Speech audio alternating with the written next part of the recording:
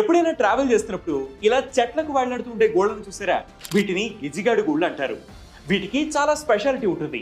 పయా Weaver అనే పిచ్చుక జాతి పక్షులు ఈ గోళ్లను నిర్మిస్తాయి. ఇండియాతో పాటు సౌత్ ఏషియాలో ఇవి ఎక్కువగా కనిపిస్తాయి.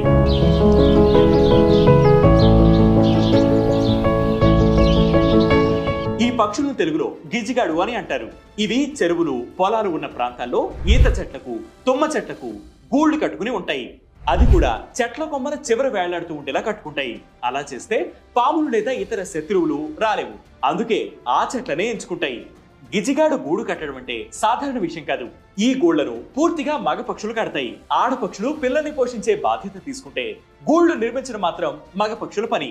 చక్కని ఇంజనీరింగ్ ప్రతిభతో అందంగా గూళ్లను అల్లి ఆడ గిజిగాడిని ఆకర్షిస్తుంది. ఆడపక్షికి ఆ గూడు నచ్చితే మగపక్షి మిగతా నిర్మాణాన్ని పూర్తి చేస్తుంది.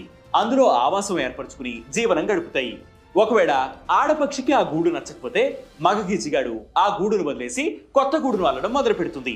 గోళ్లను అల్లడం, శత్రువులను ఎదుర్కోవడం, పాములు ఇతర శత్రువుల బారి నుంచి గోళ్లను పిల్లల్ని కాపాడుకోవడానికి గోళ్లను ముళ్ల పొదలపైన వేళ్లాడే రీతిలో కట్టుకోవడం వీటి తెలివికి నిదర్శనం.